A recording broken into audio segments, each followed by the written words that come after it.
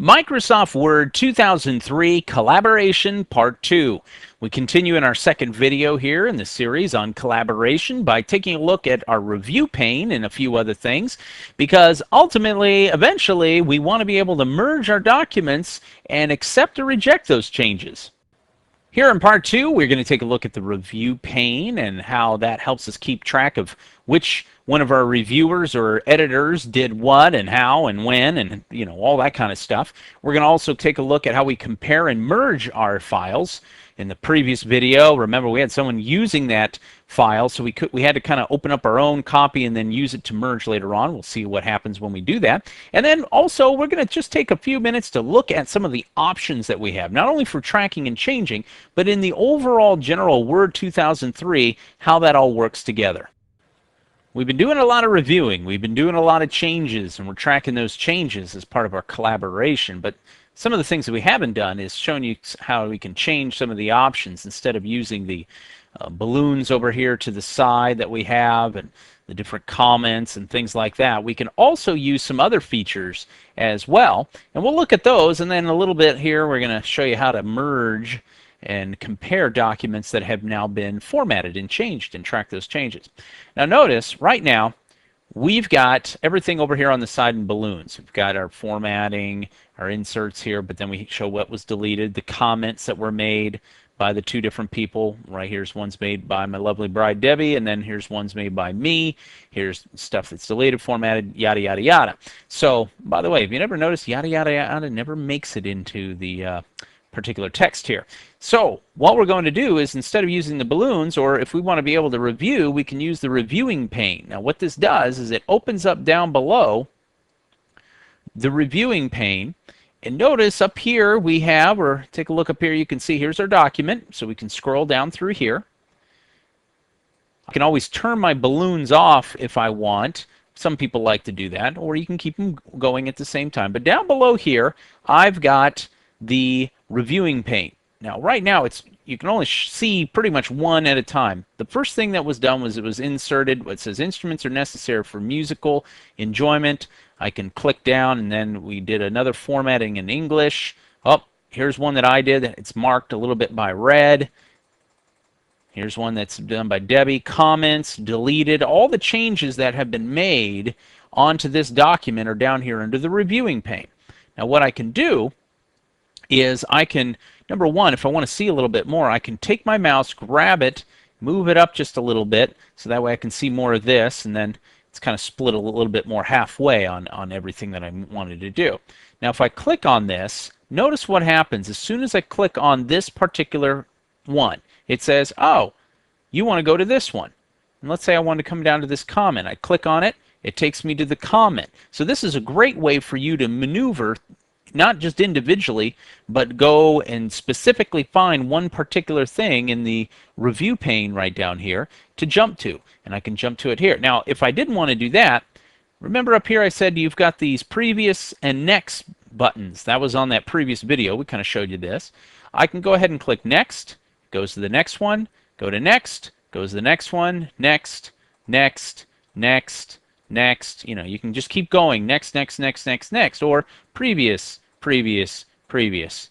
So if you have a lot of text and there's 6 pages in between them, you can just click next, or you can come down here and click on the review pane and select the one that you want to jump to. So this is really good. Now you can also under here you can show the reviewers, all reviewers, or maybe I just want to show me. So now look at this, or in this case all Debbie. I don't want to show it because I think, what did I do there? Yeah, I took my checkbox off. In other words, I'm not checked. So now you're seeing all that my bride did. So you can see Debbie, all of Debbie's comments and everything on here. Up here, the balloons, look at the balloons. They remain the same here. We've got the same information here. But look at this. Here, we can see only Debbie. Now, if I want to come back here, got to click on the right one here. Reviewers. I can do add me, boom, now I'm back in there, and now my stuff is showing up as well. So you can do this based on reviewer. If you've got 20 different reviewers and you only want to see what Debbie said or Chris said or Dan or Jeremy or Dan, James or whoever, you can select them, or you can show, as you can see here, review all reviewers. Now you can also do the balloons. You can say never on the balloons, which if you notice removes all my balloons, and now it just shows the deleted with the lines through it because I'm not using the balloons anymore. But the balloons have gone away. They've disappeared into the neither region. So here you can say, now I want to go ahead and add those balloons again. Just say always. So now those balloons are back. The balloons are back, same thing that we can see here. So I'm scrolling there a little quick, but you can see everything. So that's kind of how we can move through and review the changes made by multiple people on a document. So we're able to do that. Now what I did was on the previous video, you notice I showed you how you can make edits on a document that both people are editing at the same time. And one of the things that we said was we could save that as a local copy for merge. Notice this is the one for merge. Now what I've done is, and I'll go ahead and close the reviewing pane right here. What I've done is I went ahead and I closed down that file on my wife's laptop so that way it's not open.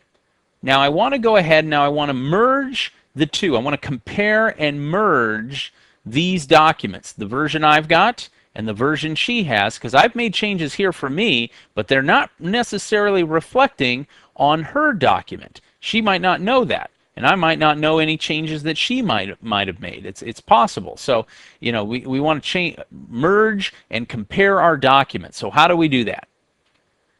We merely come up to Tools, and we'll go ahead and expand down because you might not see this one. It says Compare and Merge Documents. Now, I don't have a ton of them right now, so when I click on it, it's going to automatically go to where the last time I tried to do this, it said for merge, the history of instruments outline. Which one am I want to comparing to? I want to find the formatting. You can use legal blackline if you want, all types of words. So let's go ahead and select history of instruments outline.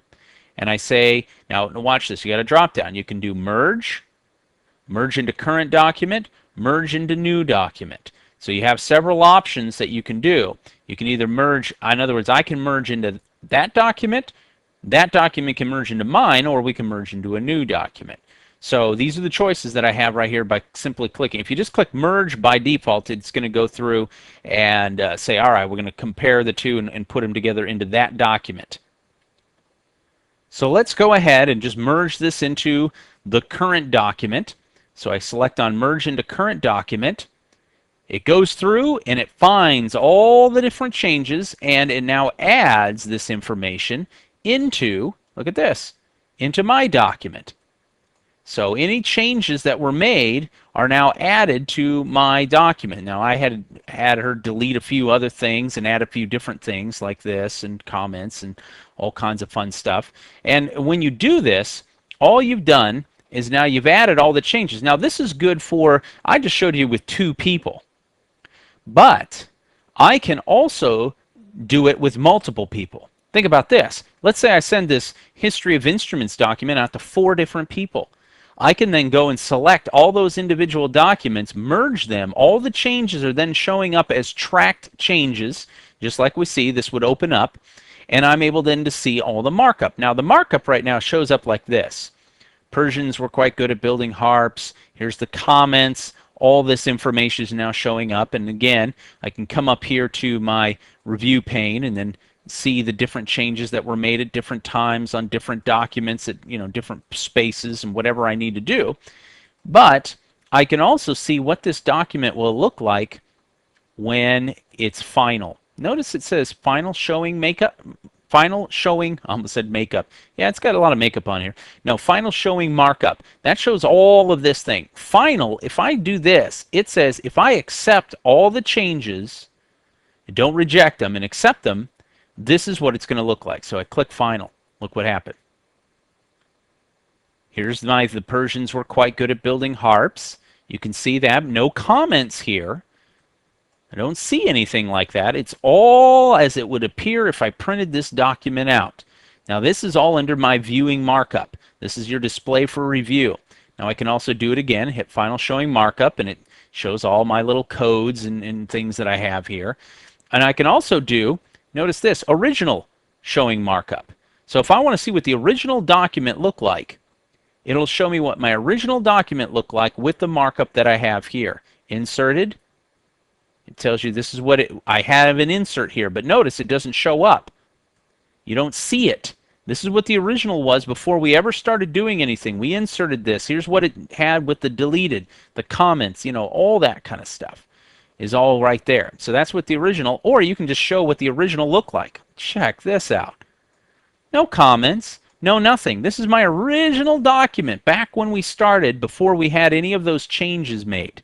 So this viewing, you're reviewing, display for review, really helps you to see how many changes were made, what did it look like. I mean, come on, let's face it. Sometimes your document looks so different from when you originally did it. You might not even remember, what was I originally trying to say in this paragraph? Well, you can use this display for review capability. It's great. I love it, because I forget things so easily. And then again, I can jump back to final showing markup.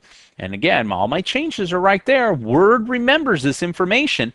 And then, of course, if I want to save this document, I just come up here and click Save, and I'm ready to go. So tracking changes, showing final markup, merging, all these options are all right here at my fingertips. One thing that I did want to show you, and this deals with options, and this is a good place as anything. You'll remember we had my different names of, you know, who did this. It shows my name, and, you know, who formatted this. And if you have a comment, it shows the little parentheses of the computer or the username that actually did it. Where do I change that? Well, believe it or not, that's up here under Tools, under Options. So let me scroll down here. Now, Options. For me to go ahead and show you every single one of what these can do would take a whole nother video series, and it's beyond the scope of what we want to do. So what I want to do is just show you a couple of things, especially under track changes. This looks familiar, doesn't it? Remember when I did my show options for thing, I saw this particular as this tab is a dialog box. Here you can see the tab. It's under your options for what you can do. Your insertions, your deletions, your formatting, when you use your balloons, your margins, show the lines, paper orientation, all these things that we did. But over here, see this user information? When I click on it, it says my user information, here's my name, and here's the initials. Now the initials actually come from, I think my user group is, username on this computer is HP authorized computer user or something like that, I don't know. But I can change my initials. I can put them as CMW. I can put my mailing address information in here. This information will show up in any one of your comments and also in the properties of a particular file. When you create them, this information is then embedded into that. Now remember, way back when we installed Office 2003, and we said, hey, remember, when you put this information in, it'll show up later on as your comments and your things like that. Well, guess what? It did. But you can change it. You can manipulate it. So now I can change it to my initials to say CMW, and, you know, and that's good. So I click OK. And now when I look at certain things, you know, this was originally made, this comment was originally made with the old one. But if I added a new comment now, come down here to Vestibulum, and I decide to go add comment or insert comment, notice it changes to CMW3. So we have that. Now why is it 3? Well, because this is the third set of the actual CMW initials that I'm using, and so just automatically added that on there. So I can add another comment here, whatever I want to. This is another comment. Boop. There we go. So now we have another comment there. So we got HAC1, this is the first person. Remember I said CW2, that was the second person that's touched it. And now there's a third person that's making comments. It's CMW3. There's a third person here. So again, this is all under the tracking, comments. We have seen how this can really help us with our collaboration and protect our documents from being changed just willy-nilly with the protection. And here we can see what happens once we've accepted those changes. We say final. Here we go. Here's our new document, the history of instruments. Yay! And it's got all the changes that we made, minus the comments and everything. And this is how it would print up and be saved. So this is important information for you. But remember, I said, let me show you these options. One of the things we can do here, compatibility. This is recommended options for Microsoft Office Word 2003. You can add these defaults for things, balance SPCS characters, combine table borders. These are options that you can use. So that way when you save this file, how compatible will it be with other programs? You can do it for Word 2002, Word for Windows. I mean, look at all this. WordPerfect, custom, you can do all kinds of things. We'll just say Word 2003. File locations. Where are your default file locations for documents, your user templates, your auto recover files, your startup? This pretty much, unless you manipulate it or change it, stays the same. I typically don't save this except for documents. I actually change, and here's a tip for you. I modify this, and it'll just say, where do you want to put that location? Let me cancel out of this. I put this out on our network server. I got a network that I use at work or here, and I say in Office, I don't want it on my local machine, on my default location for that, or my auto recover files. Just in case I lose my hard drive or it crashes, all my stuff is safe and it's backed up on a daily basis. In fact, at our workplace, some of the places I work at, the many places I work at, they actually have backups every 15 minutes. Because they have these huge network appliances, and so that's good for you. So that's in their file location. Security. Here is where you can protect your document. Give it a password to open it. Password to modify this. Protect the document. Again, here's where that protection comes in. All those things that we used over here on the task pane in a previous video in part 1. You can remove the personal information from the file properties unsaved. This is recommended. I highly recommend that, especially if you are transferring this file and it might find its way out on the web.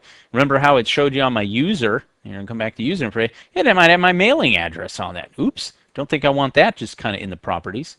Store random number to improve merge accuracy, make hidden markup visible when opening and saving. These are all dealing with your tracking your savings. Macro security, do you want to turn it on or off? That's under security. Spelling and grammar, we've seen in previous videos. You can check spelling as you type.